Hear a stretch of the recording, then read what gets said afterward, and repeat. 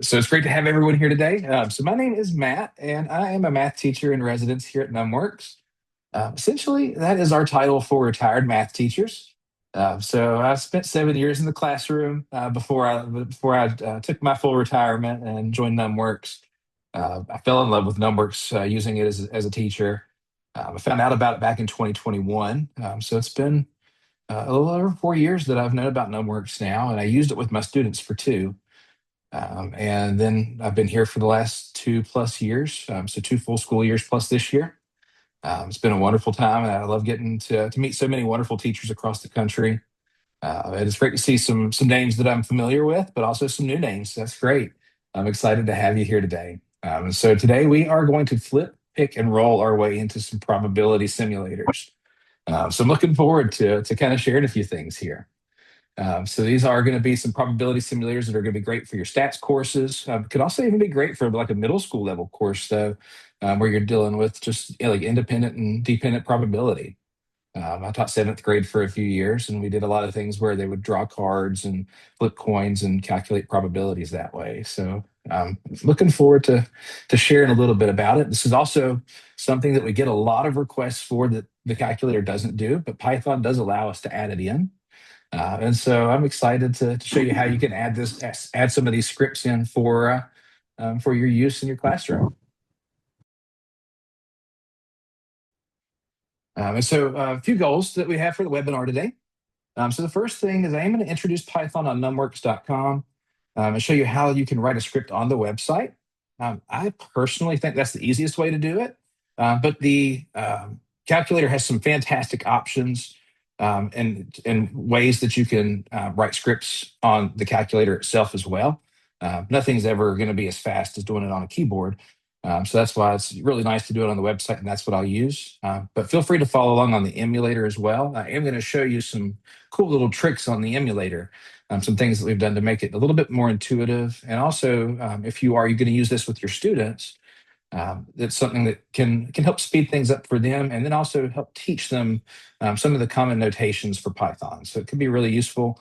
I know I had the poll going at the beginning, and a lot of us are either new to coding in general, or we've only used other languages and haven't done a lot with Python itself. And so some of the tools that we have will make it really easy to learn Python, and some of the notation and making sure that you put things in the proper syntax. And so that'll be exciting. And I'm going to close the poll out just really quickly here. But I do appreciate everyone filling that in while we were getting started there. After we go over a few things on the website, we are going to collaboratively create a script to simulate flipping a coin. And we're going to start out just doing it one time. We're just going to do one coin flip. We're going to write a simple function and kind of go through some of the parts of what that function does. And then we're going to take that up a notch, and we're going to use a for loop to make that script repeat any number of times, so n times. And then after we've done that with the coin, my hope is that we'll be able to independently write a script to pick out a card out of a deck of cards. And then we'll talk about how to also create a script that simulates rolling a die one time. And then we'll talk about how to transfer those scripts from the website to the calculator so they can go back and forth between the device and the calculator and the website. And then at the end, I will have some other scripts that I'm going to make available to you as well that just take some of these scripts just a little bit further, adds like some prompts and things like that to it so that you can see some other ways that you could use these in your courses. And feel free at any point to throw anything in the chat if you have any questions. I do have it pulled up on a separate screen, so I'm trying to keep an eye on it. So feel free to throw any questions my way as they come up. So the first thing I do want to talk about is just how you can code on NumWorks, all the options that we have. And so there are a lot of different ways that you can access NumWorks. We have the free phone app. We have our website emulator. We have the physical device. And then on the website for coding, we also have a separate scripts platform in addition to doing that on the emulator. And so depending on which avenue that you're going, that will depend on which features you have access to. So if you want to have the full functionality, there's really two places to go. So it's either the physical calculator. You can do everything on the physical calculator that you can do on our NumWorks script platform. And so that's the other area is that you can do it on the script platform under your profile while you're logged in. You'll just click on My Scripts, and so that will those are the kind of the two ways that you can do everything. You can write code, you can edit your code. If somebody sends you their code, you can edit theirs, save it to your profile. You can run your codes there, test it out, see if it's working right. And then you can share those codes. So if you're doing that from the website, you just give your URL to someone, and they're able um, to see those codes. But then if you're using the physical calculator, you can transfer those to the website and then share them that way too. The Another way that you can access these is using the emulator, and I am going to do that briefly. The only thing with the emulator, if you can write your codes, you can save them, you can save your simulator sessions, you can run your codes. You just can't really share them that well. That's the only thing with just doing it on the emulator itself. So the only way to share that would be to share your saved session, and it'll only save the ones that you have typed in. It doesn't like permanently save those to an account. So the online emulator is another way that you can use it, but just keep in mind that it is a little bit harder to share that. And then if you're using the phone apps, this will is a great way to just try writing a code if you want to run it, but it will not save it. So every time that you close out of the app, it will reset the memory state there. So the phone apps are not a great way to do it if you want to use it somewhere else. But if you're just playing around with something, you want to just try a simple code, the phone app can be a great way to do that. But the Python app is available no matter where you're using it. So if you're on the phone app, the physical calculator, or the online emulator, you can use that Python app to see how things work. And so we are going to just explore the Python application briefly. And so I'm going to swap over to the NumWorks homepage. And I'm going to show you just a few things on the Python application, a few useful tools when your students are doing some of the coding from the calculator itself. And so we're just going to switch over here to the NumWorks homepage. And up here at the top, we've got the emulator button, or you can get here by just typing in numworks.com/simulator. And so I'm going to go full screen so that it's real easy to see what I'm putting in here. And we're going to go down to our Python application down here towards the bottom. And just to show a few features, when I go in here, I'm going to just create a blank script. And so if I go down to the bottom, we have a few preloaded ones that do a few things. We've got like a Mandelbrot that you can do, or you can do a polynomial root solver. So there's a couple pre-built scripts that are in here. But if I click on this add a script, I'm just going to click OK. I'm not going to name it anything. It will default to script one. So it'll automatically give it a name here. So if I just want to try something out, I can do that. It'll just give it a default name there, like script one. And so that's what I'm going to do here. And we're just going to go into this script, and it's almost completely blank. So on NumWorks, anytime that you start a script, the only thing that's going to be here at the beginning is from math import star. And what this is a module that allows you to access a lot of different math functions. So the math module has things stored in it, like working with your exponents, working with, it's got some constants saved like pi. And so it's got a lot of your operations there that you can do that Python might not have built in, by default. And so the math module adds a few features to it. We're not going to have to do a lot with the math module in this one, but most of the time when we're doing some coding, we will need to do the math module. But there is another module that we're going to use today. And so I want to show you how you can access some of those different modules and some of the tools within those modules. And so one of the most versatile buttons on the NumWorks graphing calculator is the toolbox key. And so when I'm on the Python application typing in my code, if I click here on this toolbox key, I've got a lot of features in Python that this is going to give me access to. So it brings up my menu of things like loops, modules, a catalog, and functions. And so we're going to be using several of the things that are in here And this essentially gives us a little shortcut to get some of these things typed in when we're using the physical calculator or if we're doing this on the emulator. Anything that is pre-built here in the toolbox, I could just type, but if I'm new to coding, I might not know all the things that I can type.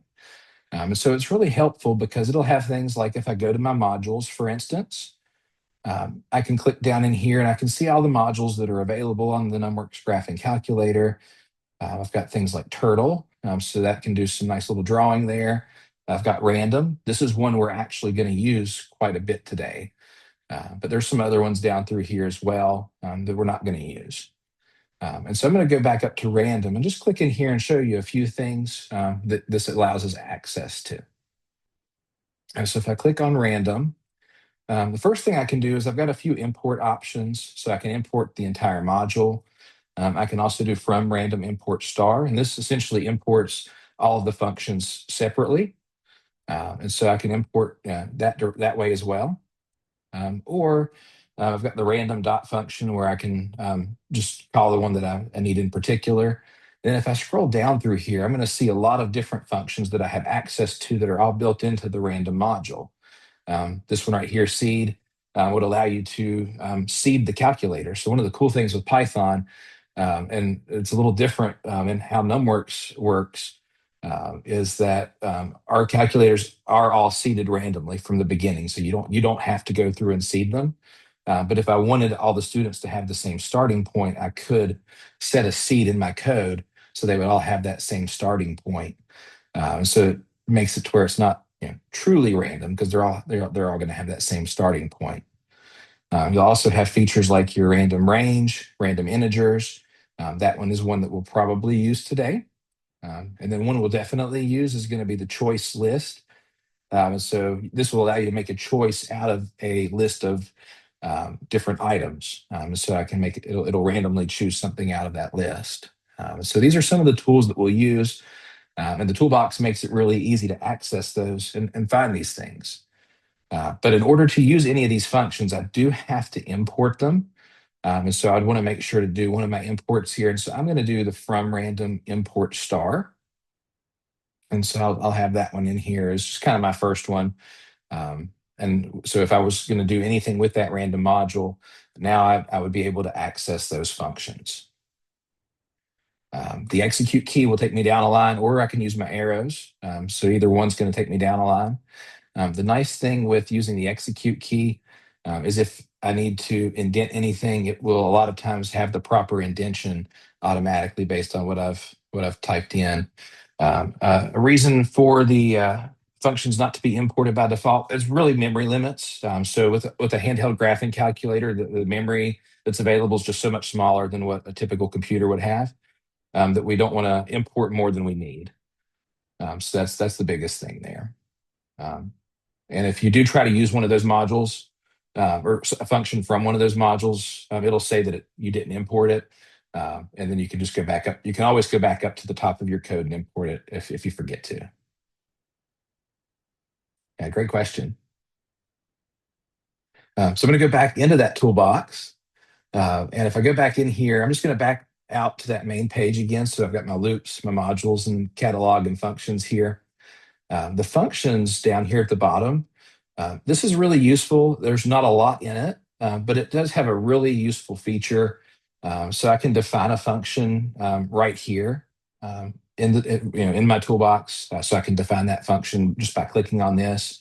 And the nice thing here is for students and for us, if we're new to Python or new to coding, it's going to automatically use the proper syntax here. So what this is doing is the phrase DEF is to define something. And then we're going to have some function. We're going to have to name our function. So this word's not going to come down with it. We would name our function something. And then we would have some input that we're going to use here. Sometimes we don't have to give the function an input. Sometimes we might give it one. Sometimes we might have three inputs, depending on what we're working with, but we can set the number of inputs inside of here. And then the pesky little colon, I always forget the colon when I get in a hurry, but you always want to put a colon after your function, after the parentheses there. And that tells Python that your function name is complete, and then it's going to automatically indent the next line like it's supposed to do. If you forget the colon, your code will not work. You'll get an error when you try to do it, and then you've got to figure out where the error came from. Although Python's good about telling you where it came from for the most part. So it is useful in kind of debugging your code. But it's nice to get that syntax. So I'm not going to click on it right now, but it is useful for getting that proper syntax. And then the phrase return, we're going to use that a lot too. So this will essentially just call a variable that we have that we've set, and so I can click return, and then the name of the variable, and it would allow me to see the value associated to that variable. The other things that we have in here within the catalog, this has a lot of those pre-built modules as well. There are some things that are just built into Python in general, so you don't have to import it in a module. So this is all going to be in the catalog. And so if I go into the catalog, a couple of things that are really important. This very first one, there's a reason it's at the top. This is your comment notation. And so, the students today probably call it a hashtag. You might have known it as the pound sign like I did growing up. But you use that symbol there to make a comment. And so what this does, if I add a comment in, it's going to gray out my line, and I can type in anything that I want. And this comment is just to help me.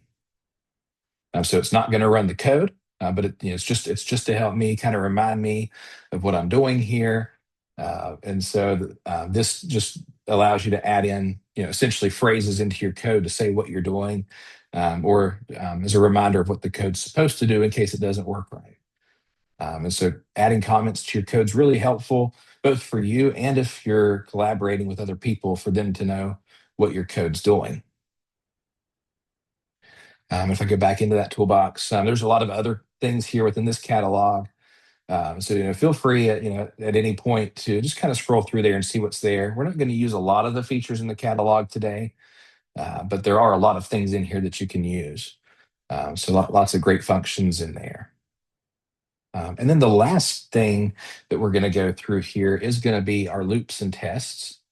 And so the nice thing here, just like we had with defining our functions with our loops, it's really great for learning that notation and making sure that we type things in properly. So if you are using the calculator to do the coding, for instance, we're going to do a for loop today. If I click on the for loop, you'll see there's a lot of different types of for loops that you can do. And so this notation is automatically going to be inputted in if I were to select it. And so it's really useful for getting those things typed in. And making sure that that you know where things are supposed to go. And it gives you those different notations for different things that you can do. And so we will run at least one for loop today. We'll do it together in case you've never done that before. And then you'll be able to learn a little bit more about for loops as you start using it in your code. Before I switch over to the script editor, though, are there any questions about anything that I've mentioned so far, or any questions about just the tools here on the calculator?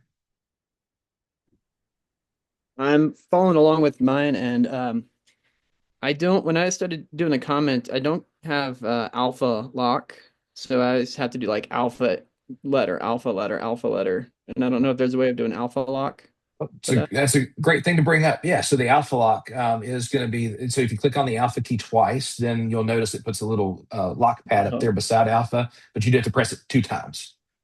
thanks. Um, you're welcome. And then if you are wanting to use a capital letter, then that's going to be Shift Alpha. And if you're in Alpha Lock, then it's going to stay in capital. So if I wanted to yell at somebody, then that's how I would want to do it. So I can add in my comment here, and I can do Alpha Lock, hit Shift.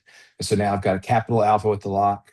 And so now, if I were to type in something, I'll just, well, that's not going to do it if I use the keyboard, because the keyboard doesn't have the caps lock on. But now it's going to yell, so it's in all caps. Yeah, so great point to bring up. I appreciate that. And the nice thing with comments is you can add as many of them as you want. Yeah. Any other questions before we start building our first script? All right, fantastic. So I'm going to minimize this. And if you're logged in, so feel free to do this on the calculator if you want to do it on the calculator. And you can actually even just stay in this, what we've done so far if you are using the calculator or if you're using the emulator. But to make things easier to type, and so that I can save it and show you how to upload that to the calculator from the website, I'm going to use the My Scripts page. You do have to be logged in though to use this. So I'm logged in. Then I've got the My Scripts page, and this will give you access to all of the scripts that you've written. You'll see a bunch on mine. Some are public, some are private. So if it's public, that means I can share it with anybody. They can see it. I would just have to give them the URL to it. And then down here at the very bottom is where the new script button is. So you might not have to scroll down as far as I did, but if I click on this new script button, then this is going to allow me to start building my script right here. It's going to ask you to name it. And so we can name this one. We're going to start out with the coin flip. And so we're going to flip a coin. And so I'm going to do, I'll name this coinflip.py, which I think I've already used because I didn't delete it out. So it might give me an error at the end. We'll see what it does here. I may have to name it something else. But if you haven't done this, then CoinFlip should work just fine for you. You can write a description about what we're doing. And so we're going to write a function that flips a coin one time. And so that's going to be our description for this one. And then our text that we're going to add in. So it's always going to start with a comment right here. And you can leave that there, or you can take it out. And so you can delete that. And the first thing that we are going to have to do here is we are going to need to import that random module, just like I had done on the simulator. And so I'm going to do from random import star. So that's what we're going to need so that we can import that random module in and have access to the random functions. So like the random integer, the choice, and things like that. So we're going to have that random. Um, if you're doing this on the calculator itself, though, it'll always have from math import star at the beginning. It's okay to leave that. You don't have to delete it out, but we're probably not going to use anything from the math module today. And so then the first thing that we need to do is we're going to define a function. And so that notation is DEF. So we'll just put a DEF in there to define our function. You'll notice that it's going to change the color. And so we get the color feedback to know when we're using functions versus pre-built phrases that are in Python. And so we're going to name our function. Since I named the script coin flip, I'm also just going to name the function coin flip as well. And so we'll do define coin flip and then put that colon in there. But if you're doing this from the calculator, again, it will automatically include some of that notation for you. This is really helpful. And we don't have to have an input since we're just going to do this one time. We're just going to run the function. So there doesn't have to be anything inside of the parentheses because I'm just going to use this function coin flip and it's going to flip the coin just the one time and that's it. But if I wanted to have an input to do it more times, then something would have to be in here. And so we'll end up doing one like that too. Once you've done the second line, though, the define coin flip with your parentheses, we're just going to hit the enter key or execute. If you're using the calculator, it's going to take you down a line, but it should indent automatically if you have that colon in there. We've defined our function properly. So it will indent things here for us. And we're going to just set a variable.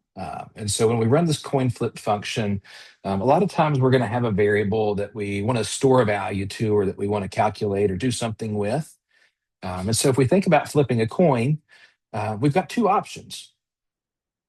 And so we want to store a variable that has those two options, and we're going to pick one of those two options. And so I'm going to call our variable the result. So I flip the coin, I get my result. I either get a heads or a tails. And so we're going to have our result, and we just want to make this equal to something. So we want to make it equal to heads, or we want to make it equal to tails. But we want the calculator to randomly choose. We don't want to just say, oh, okay, I'm going to make it heads or I'm going to make it tails. And so that's where that choice is going to come in play here. So that phrase choice that we imported from random is going to be really useful. And so if I use the choice function that's built in, it will choose out of my list of things. And so choice is a function just like coin flip that we built. So it will have parentheses, but we have to give the calculator something to choose. And so we're going to input our options. And when we're inputting options in a list in Python, the notation is specific. So we are going to use the square bracket. And so I'm going to put my square bracket in here. Now, if you're doing this from the calculator, the square bracket is the shift option on the E to the X key to open it, and then shift and then your natural log to close the square bracket. And so we're going to set our answers of heads or tails inside of this square bracket. And when we're typing out words in Python to choose, what we are going to do is put this inside of a string. A string is essentially just going to be a set of quotation marks to say that to show that we have a word. So I'm going to use my quotation mark, which is alpha and the toolbox key if you're doing this on the calculator. And when I do this, I can do heads and I can do tails. Doesn't matter the order that I do them in. So I'm going to make heads my first option inside of the quotation marks there. And then I just want to make sure to arrow out of that and select tails as the next one. Again, the order is not important. I could have done tails first. That's completely fine. And the reason that we just have these two is because these are the only two options when I flip a coin. But I could build this list with as many different options as I wanted to. Flipping a coin, we just only have two options. So it's a nice, easy one to kind of start out with here. And so we've set our result. And now I just want to find out what that result was. So when I use the coin flip function, what I've typed in so far is only going to make a choice. It's not going to tell me the choice. And so when I want to see the choice that was made, there's just a phrase that we have to use called print. And print tells Python to print whatever I put inside of the parentheses here. And so it's another function that's pre-built in Python. And so I can print a phrase. If I just wanted to get the result, then I can just type in print result. And so that would give me just the result here. And it'll print out what it gave me. If I wanted to make this a little fancier, I could come in front of that and I could say that I want to put a phrase in front of like the coin landed on, and then give me the result. But I could just print the result right here. And so then what I'm going to do now, this is everything we need to flip a coin. So just a few lines of code. It's very, very quick just to flip it one time. And so I've got my phrasing in here. We're going to click on save. And if I do that here, that's going to allow me to then come back to it. Yeah, and it did give me that error because I already have it. So I'm going to just mix it up and do flip coin instead. And so now I can hit my play button and see if this works how I would expect it to. So the play button allows me to run this code, test it out, see what it's like right here from the website. So I don't have to send this from the website over to the calculator, try it out. I can try it all out right here before I do that. The load to calculator button is right here if I wanted to send it over. And so all that we have to do now is just type in our function. So the coin flip with the parentheses. If you just try to do coin flip by itself, it's not going to work. It's going to say that it's a function, but it's not going to actually do anything. And so I need to make sure to do coin flip with the parentheses to tell it to run. A really cool little feature. Let's see if it, yeah. So if you use the variable key on the calculator, you can access your stored variables. You don't have to remember what you've named all of them. And so I can actually do that right here on the computer as well. It is Option V on the Mac, and then I think it's Alt and V on a Windows or Chromebook, but I'm not 100% sure. It's been a while since I've done it from the Chromebook, but it's Option V on the Mac, so I'm pretty sure it's Alt V on the Chromebook and Windows. And so you can do this, and you can do it multiple times and see if it's working how you would expect it to. If it's making a selection, and tails never fails apparently because I'm getting a lot of tails. But I should eventually get a different answer, I would hope. If I did things right. Mm, yeah.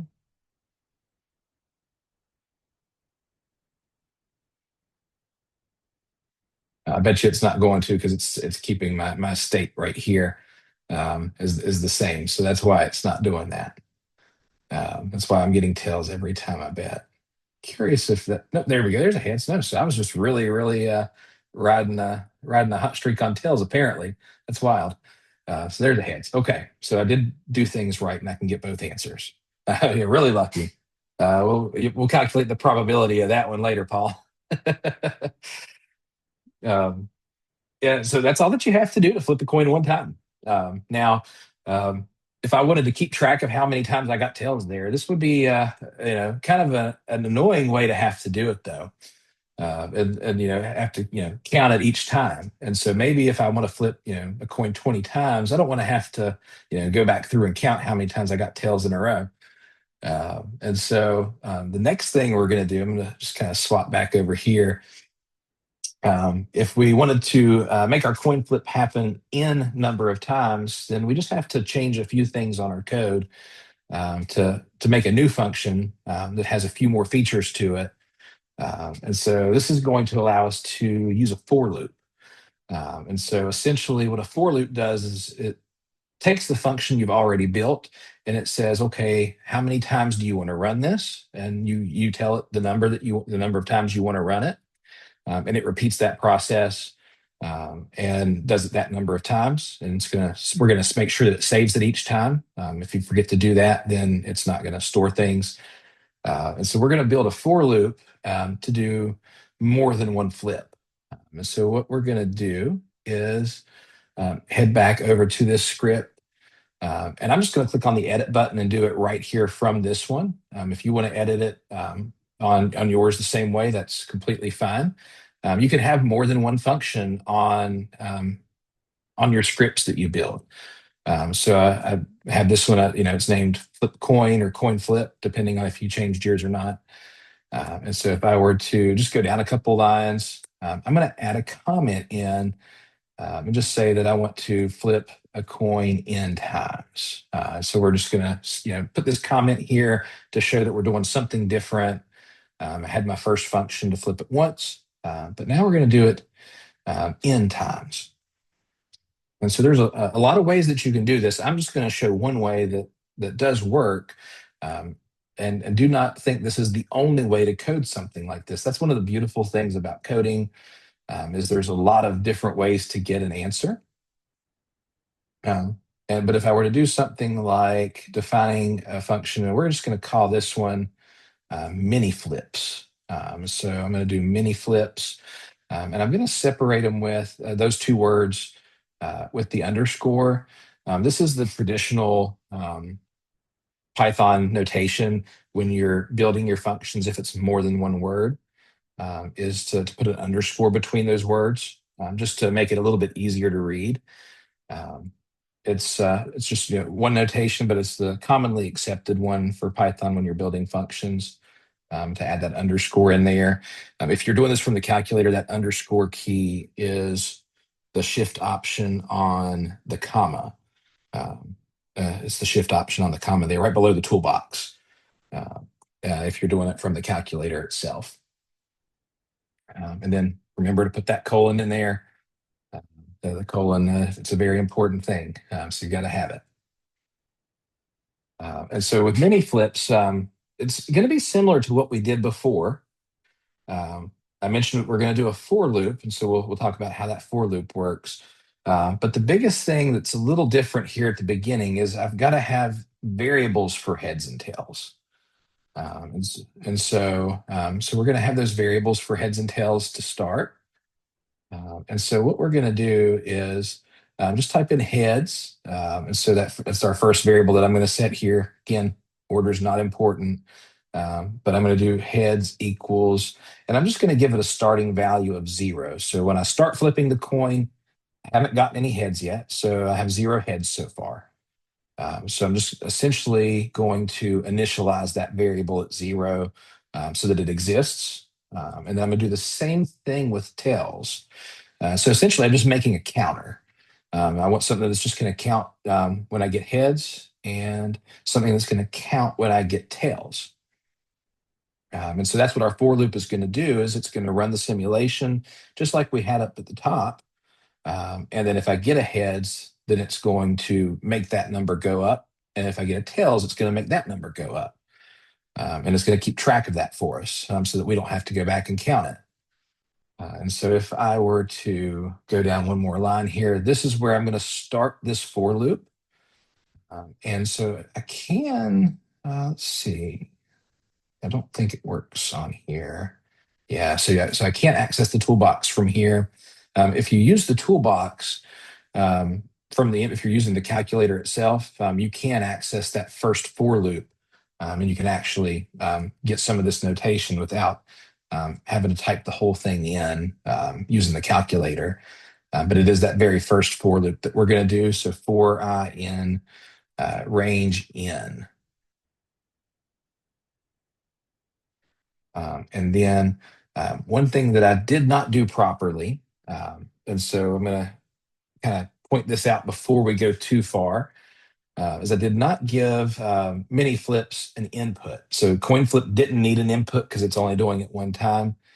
For mini flips, we are going to have to give an input. And so I should have put an input in there. And so I should use the letter N. If I forget to do that, then the code's not going to work right because it's going to try to do the for loop and it's going to say there's no input. So I've got to have an input, and so I've got my range that matches. So I used N here, so I used N up there as well. The letter that I choose to use for my input does not matter as long as I use the same one every time. So I'm just using N since it's a pretty commonly accepted one. But you could use anything that you want to. That's completely fine. And so from there, the next line is going to look almost exactly like, actually, it is exactly what we did before. We're going to make a choice. We're going to choose between heads and tails. So that part is the same. And so you could copy and paste that if you want to, or just type it again there. And so I'm just going to type that in really quickly there. But it is that same thing that we had in line 3 up here. So the result equals our choice between heads and tails.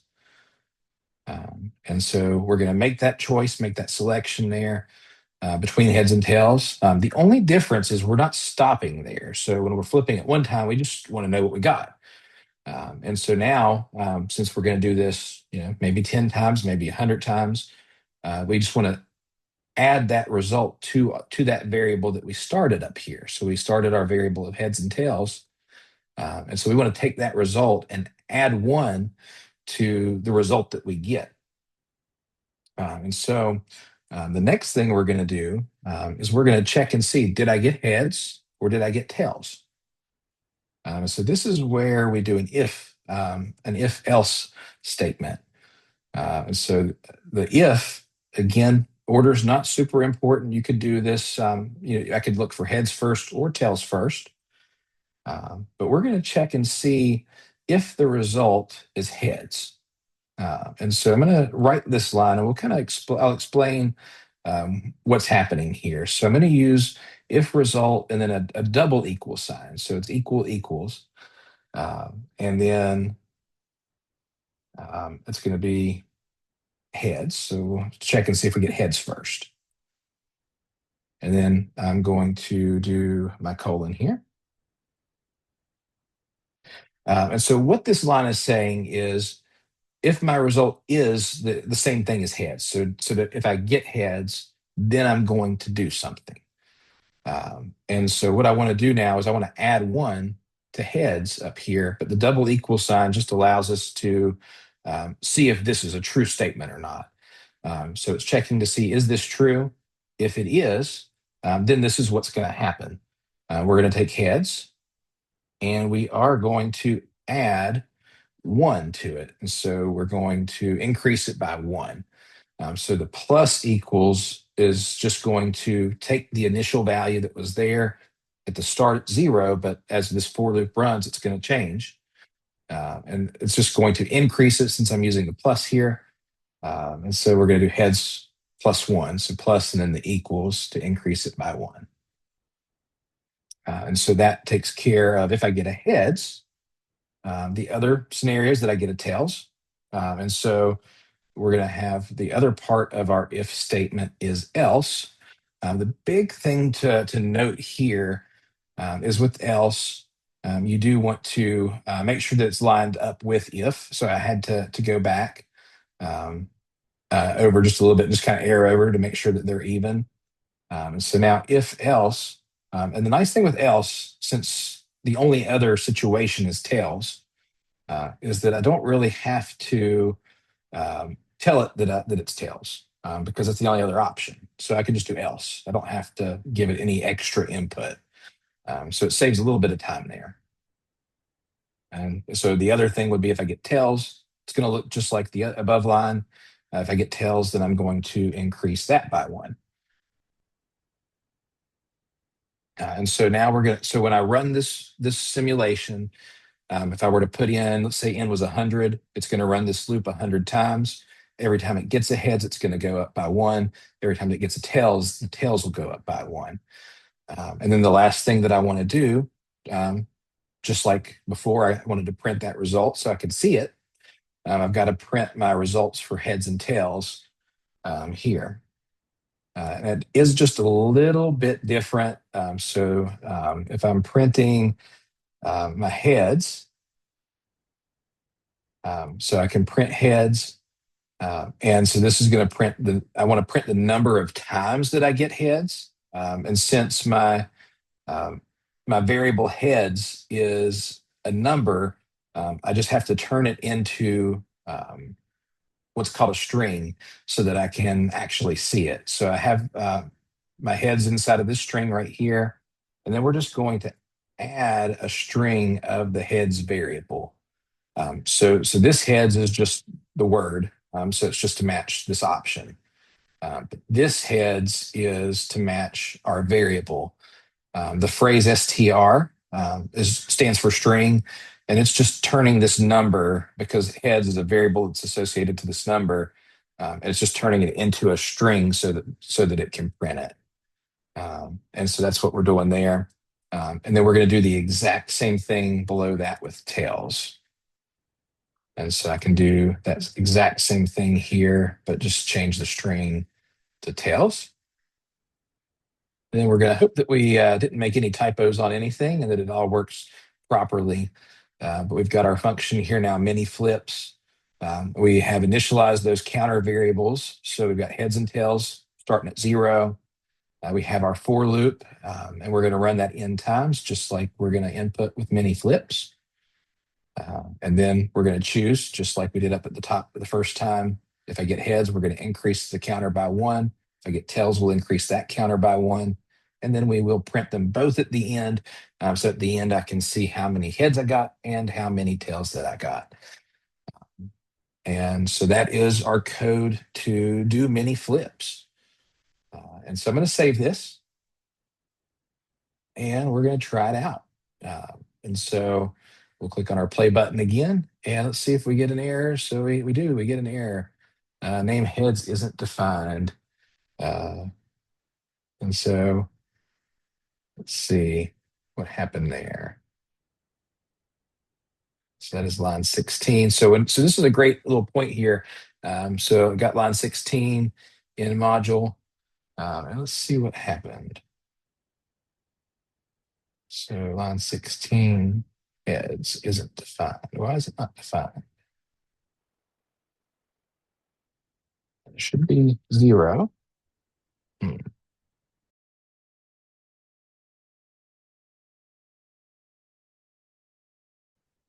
Yeah, I'm not sure what it's doing there. Let me delete the first one out just to make sure that it's not something to do with that. No, it's not. So it worked for you. Well, I'm glad it worked for you. I'm not sure why it's not working there for me. Let's see. Hmm. Just gonna type it. Maybe I did an extra. Yeah, parentheses are right. Hmm. And so we're going to take another look at a fun little debugging tool. If we hop over, I'm just going to pull up Copilot as my AI of choice since that's the first one that pulls up. AI is fantastic at helping. So why is this code not working? And I'm just going to give it the code. And I see. Okay. Mine was indented wrong. So um, my print right here. Yep. So what happened is my print I didn't indent it far enough. So print is lined up with define right here, and so that means that it's outside of the function. So it's trying to print after the function. So this was a fantastic little example of some of the debugging that can happen here. So we're going to go back to edit, and all that I've got to do to fix this is just click on the tab key on each one of those. So um, I needed it to be in line with the for loop, not with the DEF up here at the top. So that being in the right line is really important. That yeah, AI though makes it so much easier to figure out why things are not in the right place. As I definitely understand the flashbacks to the programming in Pascal there. It's scary how long it takes to go through some of those older languages. And Python's made things a little bit simpler. There are some that are still really complicated. Python's a pretty accessible one to start with, but that was just completely my fault that it was not lined up there with four. So now it should work. Yes, perfect. So now we could run our function mini flips, and then we could do it 5 times just to see if this works. We get 2 heads, 3 tails, fantastic. And then the other thing we could do is we could run it 1989 times. I'm a huge Swiftie. 1989 is one of my favorite albums. Not my favorite, but I'm a huge Swiftie, so I always throw a little Swift reference in here somewhere. So we get 971 heads, 1,018 tails. So feel free to try that, see if it works. I know several of you said it worked in the chat. Uh, did anybody have any trouble getting theirs to work? Maybe run into that same issue. Yeah, my calculator does seem to really like tails. Um, it's kind of funny how it seems like tails is always running higher. Let's try it again and see if we do it 1989 times again. Yeah, I'm getting more tails again. So it's interesting that I'm getting so many more tails. Let's do 2025. Okay, a little closer this time. So maybe some of y'all are getting a lot more heads to kind of balance me out here.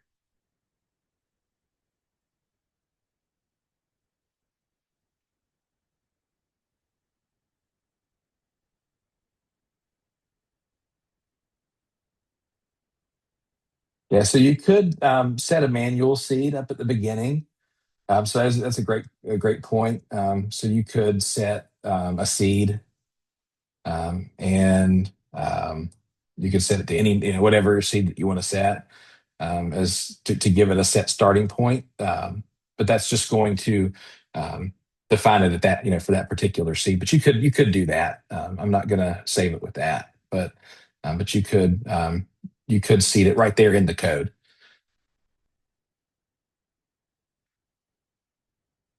Yeah. And I know we're getting close to 8 o'clock, and I do have one independent one that I want everybody to be able to try before we go.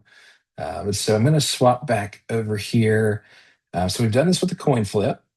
And so the next one I'd like to try is to try doing this with picking a card. I'd like to independently try to create a function to pick one random card out of a deck of cards. We're not worried about if we take that card out afterwards or if it goes back in. We're just going to pick one card off of a deck. So we're simulating if I had a full deck of cards, shuffled them up, picked a random card out of it. And that's what I want to try to do here. And so, what information do we need to kind of consider here um, when we're thinking about picking a card in comparison to like what we did with flipping a coin? What are some things that might be a little different? Some things that might be similar with the deck of cards in comparison to that coin flip?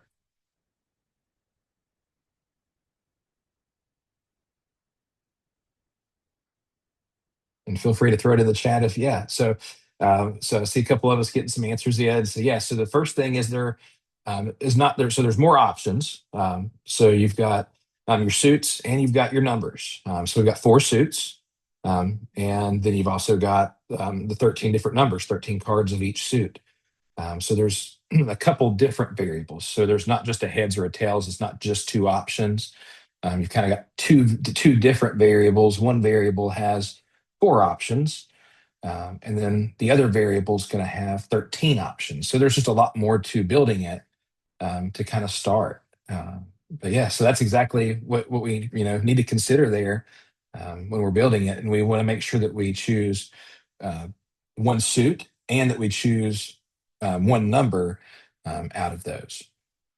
And so I'm going to task you for the next 5 minutes to try to build this code, and I'm going to go back to the slideshow view so that I can run the video with it. I've got our coin flip code from picking a coin or flipping a coin one time that I'm going to keep up here while this timer goes. But I'd like for you to try to build a script to pick a card. Pick just one card and so feel free if you have questions to throw those in the chat as you're building it. At the end of the 5 minute timer, we will do it together real quick to kind of close things out. But I'll get that timer going. Um, all right. And so I hope that you were able to come to something that works. I think several of you said that you got it there. We've got a few that might have it. And so if you're still working on it, feel free to keep working on it. But I do want to start going through just one potential way that you could make it work. And if you feel comfortable sharing yours in the chat, feel free to do that. No requirement to do that whatsoever. But if you were doing it from the website and you have it saved and you want to share it, you definitely can. And so I'm going to hop back over to that script editor and we'll just go down to the bottom and build a new script here. And I'm just going to call this one card. Pick one card at random out of a deck of cards. And again, we're going to import random. So we're going to do from random, import star. So we want to make sure that we do that at the beginning. So fantastic job. And then I'm seeing a lot of great answers in the chat. So this is fantastic. So we've got those two variables. It doesn't matter what two variables, what would you call those two variables? But let's define that function. I'm just going to call it card. And so we're going to have a couple of variables. We've got our suits and then we've got our ranks. So I'm going to do suits and we're going to do our four different suits. We've got hearts, diamonds, so that takes care of our reds. You've also got your spades and clubs. Again, your order is not important there. You can have them in any order that you want to. And another nice little thing with Python I didn't mention. So these are longer strings here. I could hit enter at any point here after one of these commas. So for instance, after this one right here, so that I can see more of it here on one on one page. So when you're building these lists, you don't have to just keep going on one line forever. So I could do hearts and diamonds and spades and clubs down here like that. And as long as I haven't closed this square bracket, that's completely fine. So it should still work. And then I also have my ranks, and we'll do the same thing here. And so we've got our ace, we've got our two, and all the way. The biggest thing here is making sure to put the commas after those quotation marks. And I'm going to come down here to keep going. And you could type the full word for ace if you would like. That's completely fine.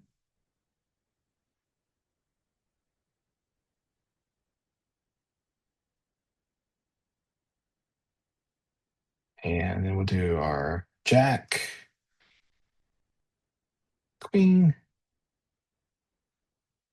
Oh, didn't want to do that. King. So we've got all those typed in. Yeah, we could go back on that A. Um, so with the numbers, the reason I did the quotes around the numbers is because I wanted to make sure that it saves it as a string. It might still work without the quotes not being around the numbers, but I'm not a. I'm pretty sure Python's a little picky sometimes about that, so I didn't want to mix them. So I just wanted to do it the same way. But we could test it out afterwards and see if it works without the quotations around the numbers because it might. Um, I just wanted to make sure they were all strings there. And so then when we have a card, um, I'm going to set another variable for card, and we've got two choices to make. So we're going to have our choice from our ranks and our choice from our suits. I could, if I wanted to put the word of in there, could put the word of in between them. So I see a lot of great ways that did it. I see, if you have to leave, it's completely fine. I just wanted to make sure that you had something here for those who were, wanted to test it out and see if they had something that worked. And then we just want to print this. And so we've got you drew,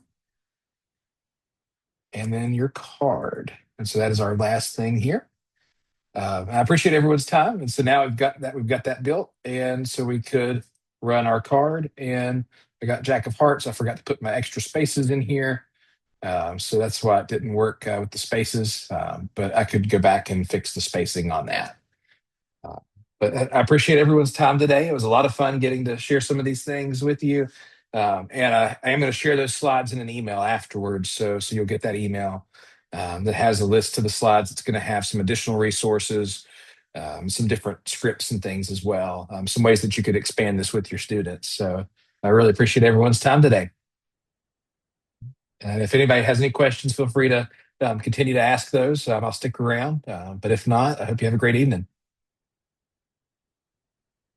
I have a quick question. If you're doing this with kids, I found typing it on my calculator so hard. Like I was like four steps behind you.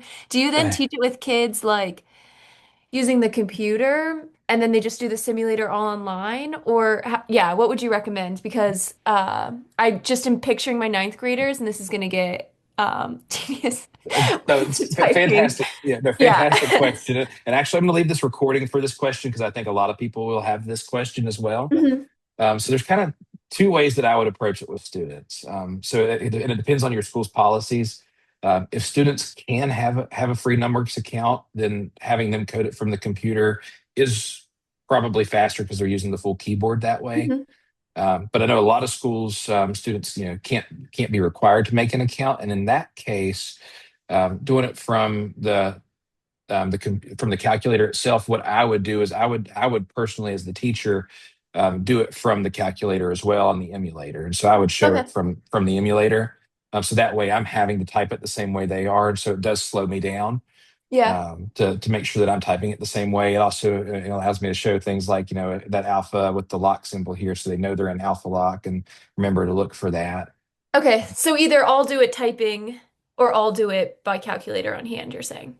Yeah, I think that's probably Okay. the best way in the classroom. Okay. Okay. That Yep, makes sense. So if I'm going slow, we're all going slow. exactly. Yeah, just for the Okay. sake of the Okay. webinar, I wanted to do it on the computer No, no, that keyboard. makes sense. No, no, I Yeah, get that. I just but was wondering what you'd recommend.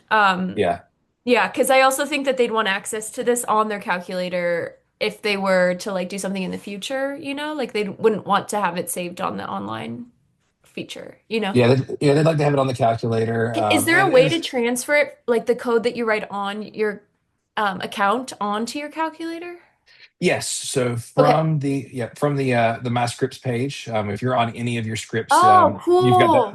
so there's the load to calculator button here. You just plug it in, or if you have one on your calculator that you've done on here and you want to save it to your account, Cool. you click on calculator up here. I don't have one plugged in, No, that's but it okay.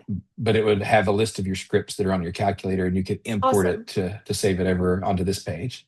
Awesome. Because then that would also teach them to update their calculator. So I could do two things in one one lesson. Exactly. Uh, Yeah. one other little thing to mention along those lines is if you do use like any of the pre-built test modes hmm on the calculator, that does that can sometimes clear out the Python scripts. They might disappear, so they would want to Okay. back those up before they put it in a test mode. Okay. Okay. Sounds good. Thank you so much. I appreciate it. Oh, you're welcome. Yeah. Bye. Bye.